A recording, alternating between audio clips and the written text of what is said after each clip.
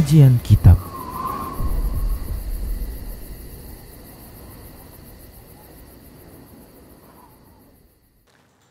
Bismillah, assalamualaikum warahmatullahi wabarakatuh.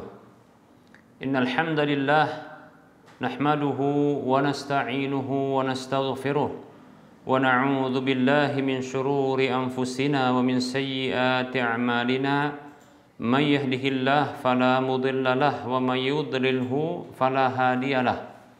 Wa asyhadu an la ilaha illallah wahdahu la syarika lah. Wa asyhadu anna Muhammadan abduhu wa rasuluhu sallallahu alaihi wasallam. Qala Allah tabaraka wa ta'ala, ya ayyuhalladzina amanu taqullaha haqqa tuqatih wa la tamutunna illa wa antum muslimun. Ya ayuhan nasu taqu rabbakumul ladzi khalaqakum min nafsin wahidah wa khalaqa minha zawjaha wa bassa minhuma rijalan katsiran wa nisaa'a wattaqullaha alladzi tasaaluna bihi wal arham innallaha kana 'alaikum raqiba. Ya ayyuhalladzina amanu taqullaha wa qulu qawlan sadida yuslih lakum a'malakum wa yaghfir lakum dhunubakum wa may yuti'illaha wa rasulahu faqad faza fawzan 'azima. Amma ba'd, fa inna asdaqal hadits kitabullah wa khairal huda huda Rasulillah sallallahu alaihi wasallam wa syarrul umuri muhdatsatuha wa kulla muhdatsatin bid'ah wa kulla bid'atin dhalalah wa kulla dhalalatin finnar.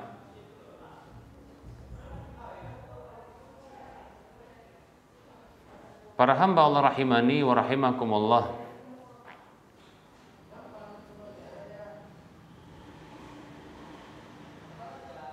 kembali kita bersyukur kepada Allah Subhanahu wa taala atas semua nikmat yang Allah berikan kepada kita. Salawat dan salam kita ucapkan untuk Nabi kita Muhammad sallallahu alaihi wasallam.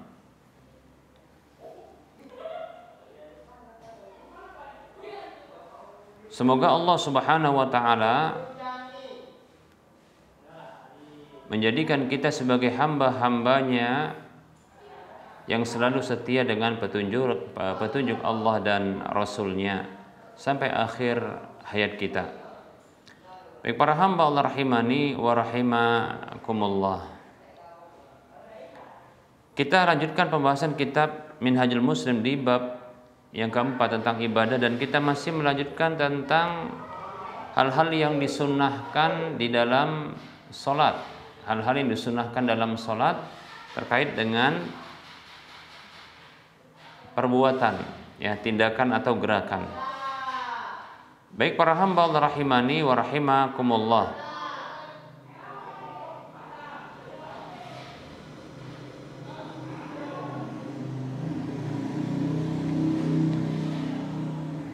di antara hal yang disunnahkan menurut sebahagian ulama dan diwajibkan bagi ulama yang lain, yaitu menjadikan sesuatu di depan sholat bagi orang yang sholat sebagai sutrah, pembatas sholatnya, agar tidak dilalui dan tidak dilewati oleh orang-orang.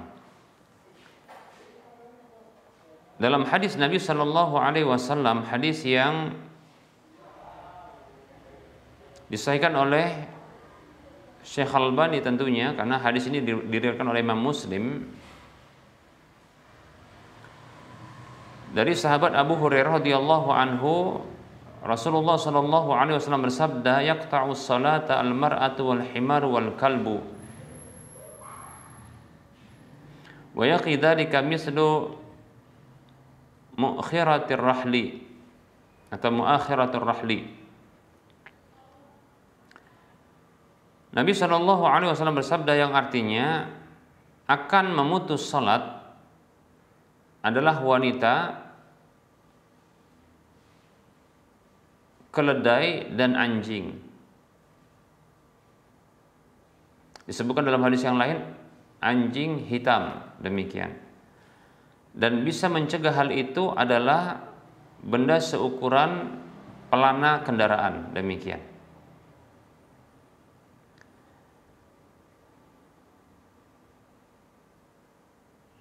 Baik para hamba Allah rahimani wa rahimakumullah.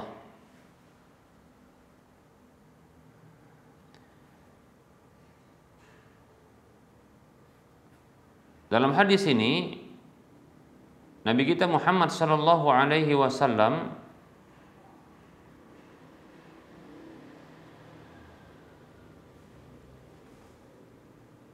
menjelaskan bahwa salat itu bisa terputus dengan lewatnya di hadapan orang yang salat, yaitu seorang wanita. Yang dimasukkan dengan wanita di sini adalah wanita dewasa yang sudah baligh. Wanita dewasa yang sudah baligh. Bukan wanita anak kecil ya yang belum haid. Karena itu tidak akan memutus sah. Ini sepakat para ulama. Kenapa? Karena wanita yang masih kecil ini tidak disebut dengan imro'ah, ya.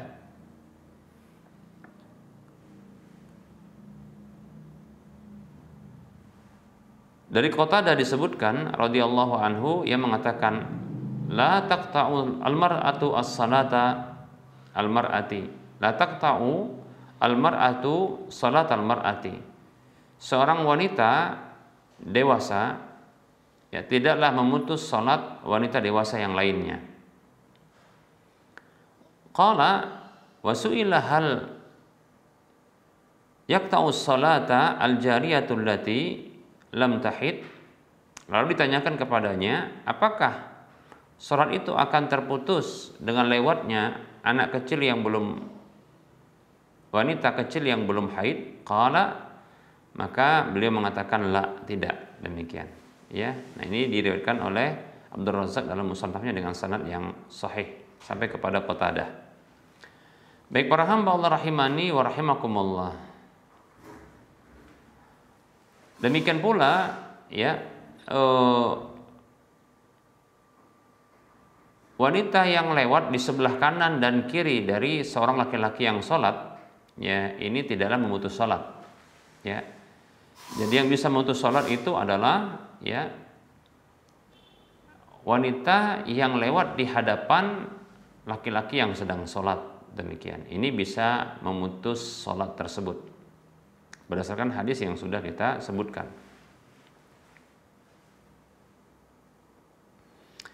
Demikian pula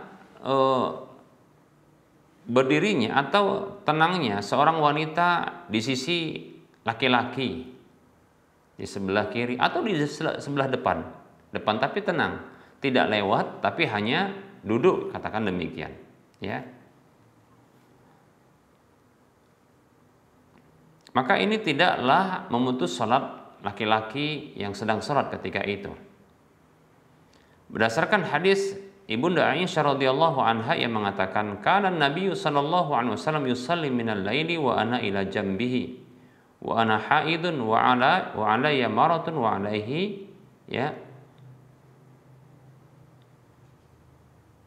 ba'duhu ila jambihi.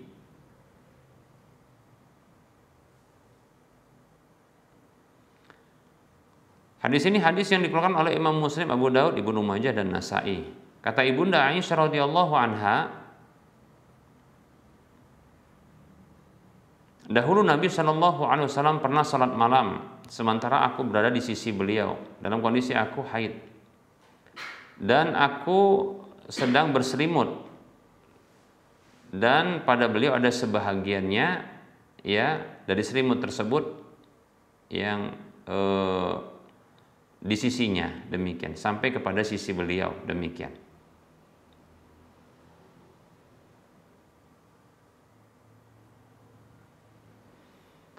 Baik para hamba Allah rahimani wa rahimakumullah.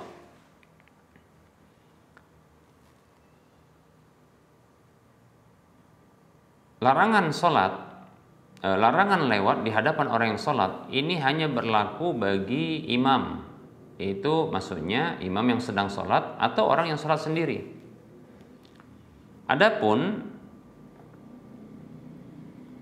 jamaah atau makmum yang sholat mengikuti imam, maka tidak mengapa untuk melewati di antara saf-saf yang ada. Walaupun kita katakan ya janganlah sampai memilih untuk lewat di hadapan saf ketika ada jalan yang lain. Ya, jangan melewati di depan saf sementara ada jalan yang lain yang tidak melewati saf, karena tentunya melewati saf tersebut itu bisa mengganggu ya konsentrasi orang yang sedang sholat, kekhusyuan orang yang sedang sholat, demikian ya. Namun apabila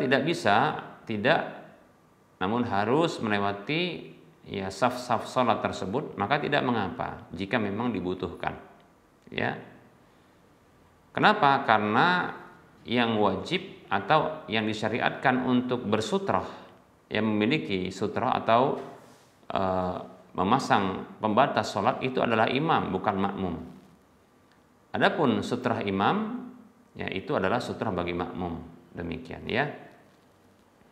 Berdasarkan hadis dari Ibnu Abbas radhiyallahu anhuma yang mengatakan aqbaltu raqiban ala atan wa ana yawma idzin qad nahastu al-ihtilam wa Rasulullah sallallahu alaihi wasallam yusalli bin nasi bi Mina famarartu baina yaday as-saf fanazaltu farsaltu al-atan tarta wa dakhaltu fi as-saffi falam yunkir dzalika alayya ahadun. Hadisnya hadis yang dikeluarkan oleh Imam Bukhari, Imam Muslim dan yang lainnya. Kata Ibnu Abbas radhiyallahu anhuma, beliau mengatakan, aku datang dalam kondisi berkendara di atas seekor unta betina. Sementara ketika itu aku baru saja mimpi basah, maksudnya baru saja baligh gitu ya. Dan Rasulullah Shallallahu Alaihi Wasallam salat mengimami orang-orang di Mina, maka aku lewat ya di depan shaf, maksudnya shaf dari shaf yang ada di situ. Lalu aku turun, lalu aku melepaskan unta tersebut agar dia bisa merumput, yaitu maksudnya makan rumput. Lalu dan aku masuk ke dalam shaf tersebut, namun tidak ada seorang pun yang mengingkari hal itu pada diriku. Jadi tidak diingkari oleh para sahabat yang lain, bahkan Nabi Shallallahu Alaihi Wasallam. Jika itu merupakan kesalahan pasti ya diingkari. Nah, ini menunjukkan bolehnya bagi orang yang memang membutuhkan untuk melewati saf-saf ya salat berjamaah itu ya ketika memang dibutuhkan, maka tidaklah mengapa ya, tidak mengapa, tidak dilarang demikian, karena ya sutrah imam adalah sutrah makmum, demikian ya, sutrah bagi makmum. Baik para hamba Allah rahimani wa rahimakumullah, kita lanjutkan.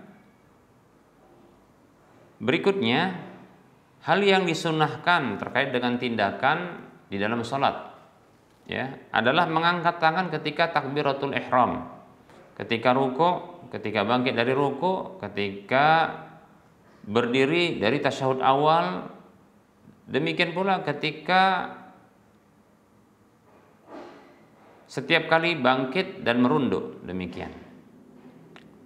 Nah, berdasarkan hadis dari Nafi' radhiyallahu anhu, anna Ibnu Umar radhiyallahu anhu kana idza dakhala fis salati kabbara wa rafa'a yadayhi wa idza raka'a rafa'a yadayhi wa idza qala sami Allahu liman hamidah rafa'a yadayhi wa idza qama min rak'ataini rafa'a yadayhi wa rafa'a dzalika ila nabiyillahi sallallahu alaihi wasallam. Hadisnya diriwayatkan oleh Imam Bukhari, Abu Daud, demikian pula yang semisal itu ya diriwayatkan oleh Imam Muslim. Dari Nafi' radhiyallahu anhu bahwasanya Abdullah bin Umar radhiyallahu anhuma itu apabila beliau masuk ke dalam salat, beliau bertakbir dan mengangkat kedua tangan. Ini menunjukkan bahwasanya takbir itu beda sama angkat tangannya. Ya, jadi takbiratul ihram itu berbeda dengan angkat tangan. Jadi dikatakan takbir bukanlah angkat tangan bukanlah takbir. Takbir itu ucapan Allahu Akbar. Angkat tangan itu adalah hal yang mengiringinya. Ya, itu hukumnya adalah sunnat, demikian ya. Ya, jadi bagi yang mengatakan sunat, apabila seseorang dia takbir tanpa angkat tangan tapi ucapan Allahu Akbar takbiratul ihram, maka itu mencukupi bagi dia. Tapi tentunya ya tidak mendapatkan pahala yang utuh, yang sempurna.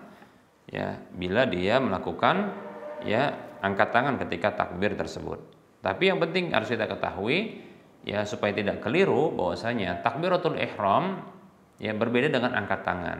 Takbiratul ihram adalah ungkapan Allahu Akbar. Begitu juga takbir intiqal, ucapan ya Allahu Akbar ketika perpindahan dari satu rukun kepada rukun yang lain, demikian. Itu ada takbir intiqal namanya. Angkat tangannya dianjurkan, tapi ya itu bukanlah takbir, demikian.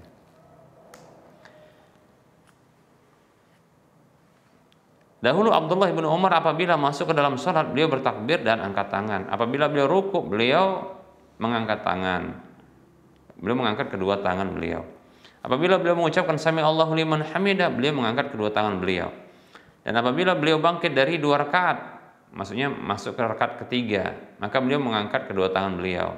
Dan beliau memarfu'kan, menyatakan hal itu sampai kepada Rasulullah Nabi Muhammad sallallahu alaihi wasallam, demikian.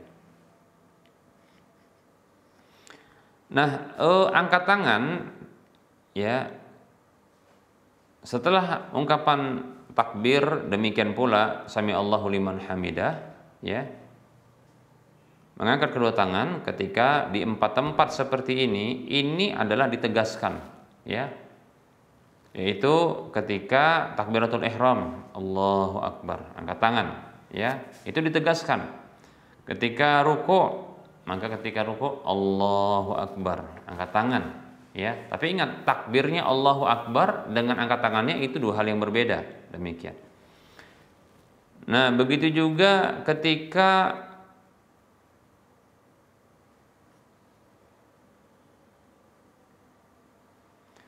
bangkit dari ruku' ya, sami Allahu liman hamidah, angkat tangan, demikian ya, angkat tangan.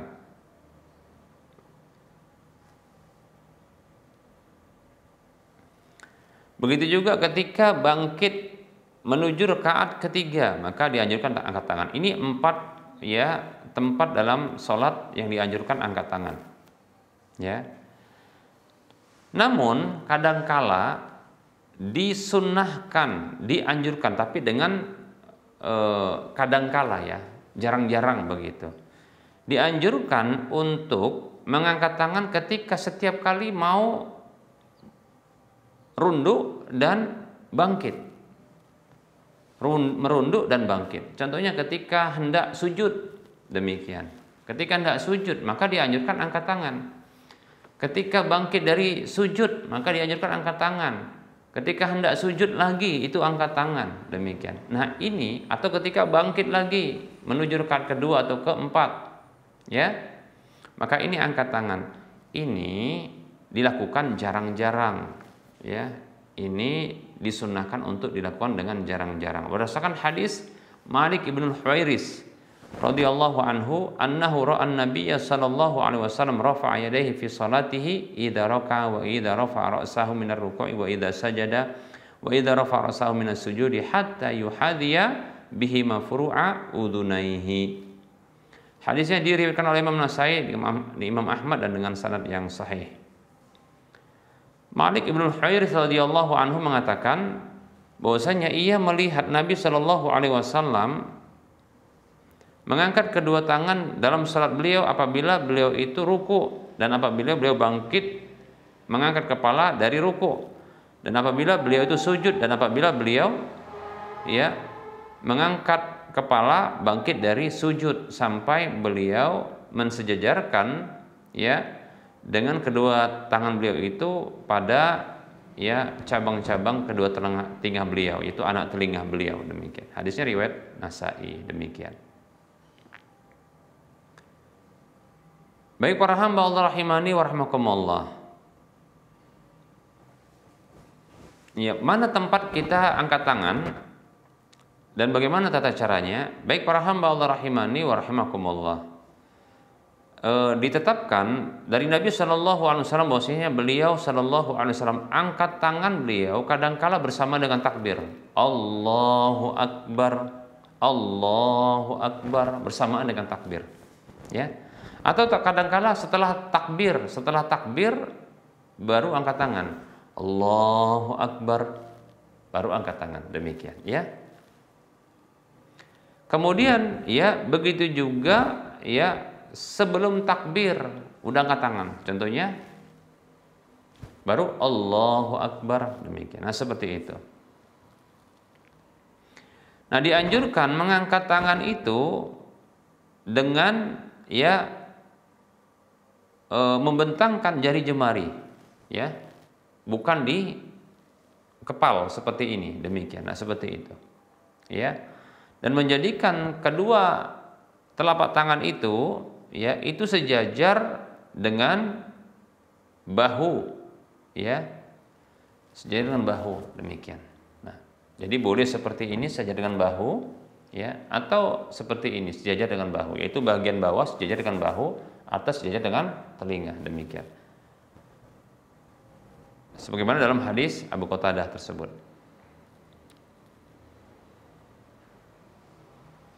Baik para hamba Allah rahimani wa rahimakumullah. Nah, posisi yang menggabungkan antara dua, yaitu sejajar dengan telinga dan sejajar dengan bahu, adalah posisi seperti ini, di mana bagian bawah itu sejajar dengan bahu, bagian atas ya jari ini sejajar dengan anak-anak telinga, demikian. Nah seperti itu, ya. Wallahu ta'ala a'lam. Nah ini dia penjelasan singkat terkait dengan ya mengangkat tangan ketika takbiratul ihram, ketika ruku, ketika bangkit dari ruku, ketika ya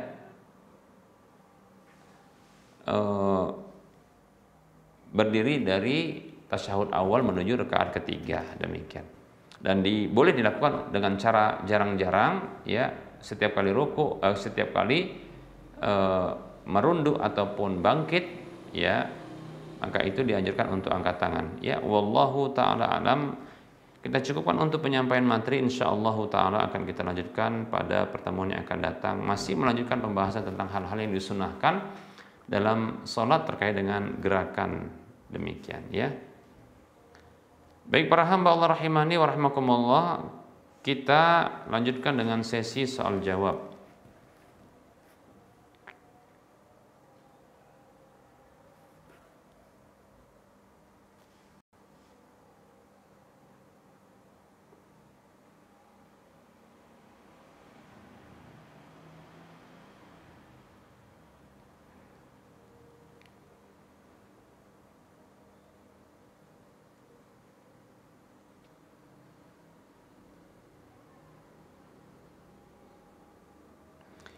Ada pertanyaan, Assalamualaikum Ustaz, izin bertanya bagaimana hukumnya menjual radio dan CD, soalnya sudah lama nggak dipakai lagi. Setelah tahu musik itu haram, apakah boleh dijual?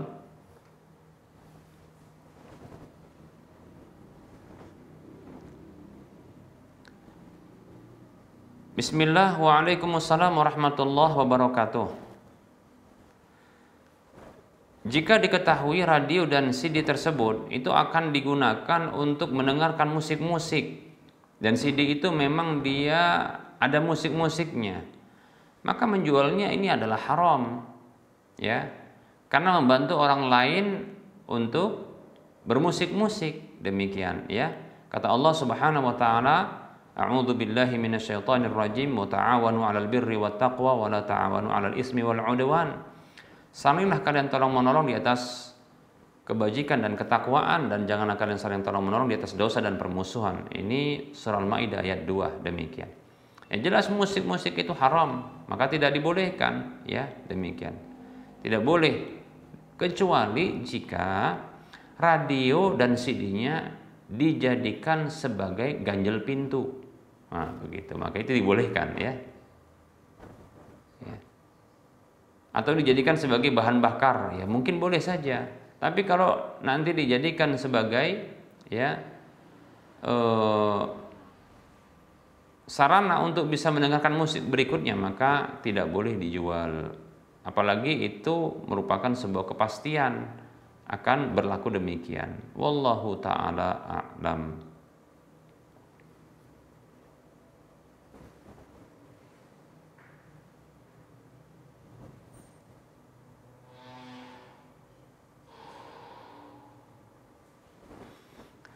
Ada pertanyaan, ketika masuk saf yang baru, setelah saf di depannya telah penuh, hendaknya mulai dari mana Ustaz? Apakah dari sudut kanan atau kiri, ataukah dari tengah?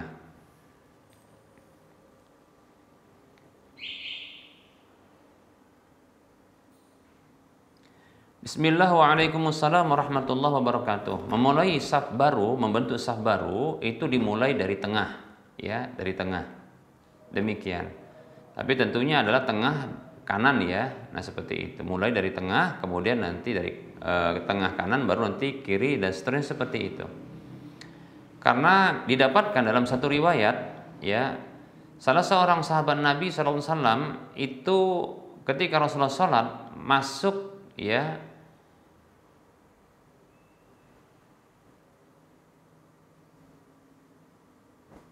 masuk sholat, nah itu di sebelah kanan dari Rasulullah SAW. Kemudian sahabat yang lain datang menyusul, itu sholat masuk di sebelah kiri Rasulullah.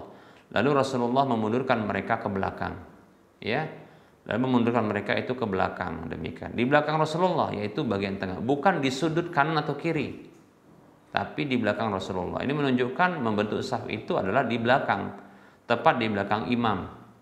Jadi sejajar atau selurusan ya, setentang dengan imam. Ya, posisi imam di belakang. Nah, seperti itu. Jadi di belakang imam setentang dengan posisi imam itu, di belakang membentuk safnya, ya. Kalau bisa dikatakan itu di tengah, demikian, ya. Bukan di kanan ujung atau di kiri ujung. Wallahu taala a'lam.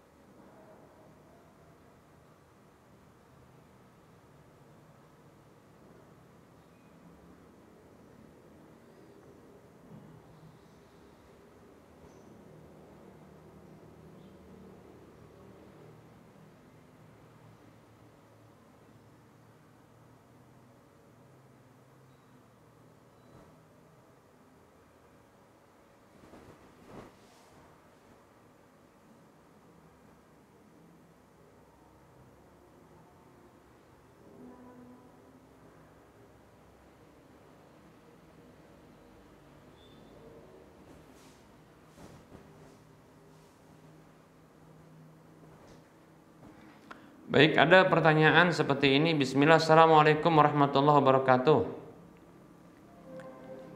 Ustaz, apakah benar ada hikmah di balik mengusap wajah setelah selesai berdoa?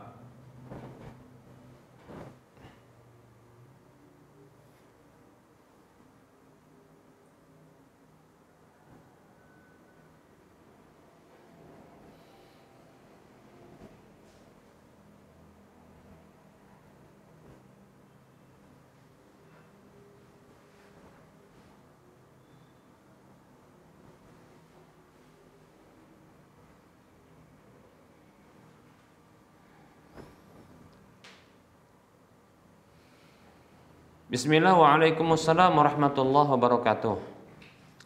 Para ulama mereka berbeda pendapat tentang ya syariat mengusap ya wajah selesai berdoa.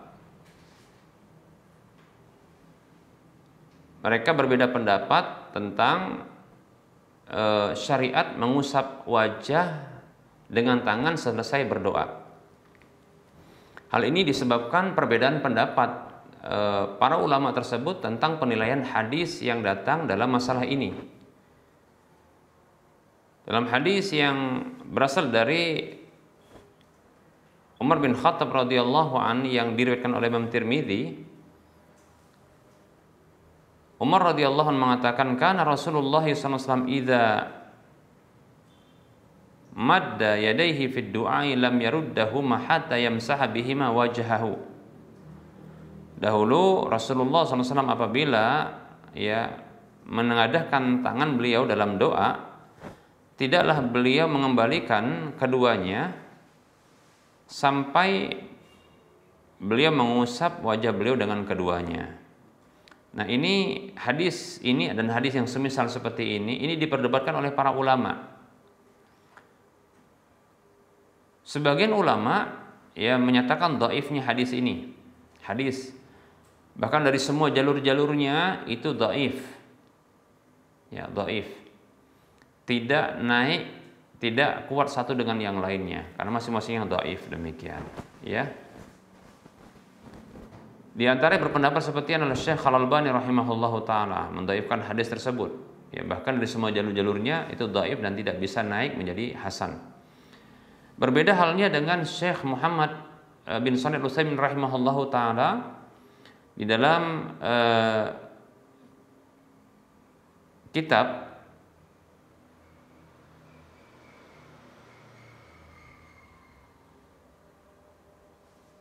Mustalahul Hadis kalau tidak salah kitab beliau, ya.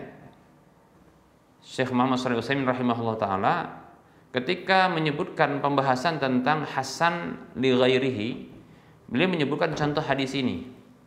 Ya, hadis yang semisal ini yaitu terkait dengan mengusap wajah. Ya, hadis mengusap wajah. Nah, itu memang jalurnya itu adalah dhaif dari setiap jalurnya. Hanya saja itu menjadi kuat ketika digabungkan jalur-jalur tersebut. Ya, jadi dhaif itu ketika digabungkan itu menjadi hasan li ghairihi, menjadi hasan karena penggabungan dari yang lainnya. Nah, seperti itu, ya.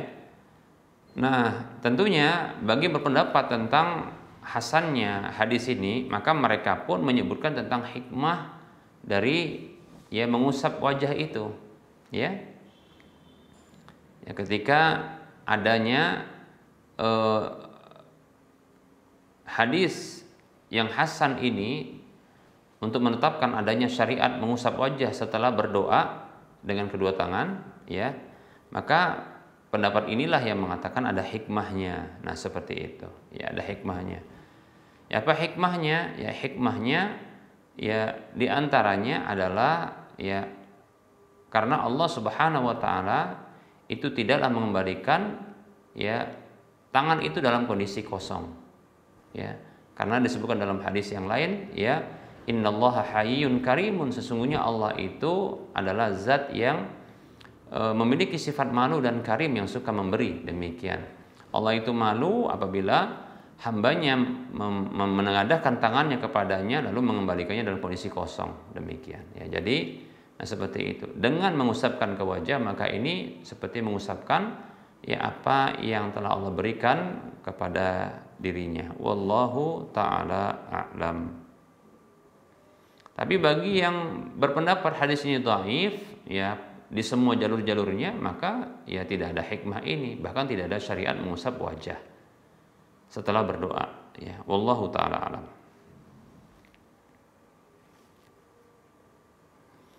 Baik para hamba Allah rahimani wa rahimakumullah, kita cukupkan untuk penyampaian materi pada pertemuan kali ini karena sudah mendekati masuknya waktu salat duhur untuk wilayah Medan dan sekitarnya. Tentunya dalam penyampaian ini banyak kekurangan dan banyak kesalahan. Kepada Allah saya mohon ampun, dan kepada yang melihat kajian ini, yang menyaksikan kajian ini, kepada para pemirsa dan para pendengar sekalian saya mohon maaf. Ya, kebenaran itu datang dari Allah, maka ambillah. Kekurangan dan kesalahan itu datang dari saya pribadi dan bisikan syaitan, maka abaikan dan tinggalkanlah. Dan jangan lupa maafkan, kepada para pemirsa sekalian. Sebelum kita mengakhiri perjumpaan ini, seperti biasa, kita memberikan motivasi kepada kaum muslimin seluruhnya. Mari kita berdonasi untuk membangun Masjid Al-Muwahhidin yang nantinya akan dijadikan sebagai Islamic Center, yaitu pusat kajian Islam ilmiah, pusat persebaran dakwah Islam yang berbasis sunnah insyaallah ta'ala untuk wilayah Medan dan sekitarnya. Insyaallah di masjid ini akan diselenggarakan kegiatan-kegiatan sholat 5 waktu dan sholat-sholat sunnah tentunya. Demikian pula nanti sholat tarawih di event atau momen Ramadan insyaallah ya.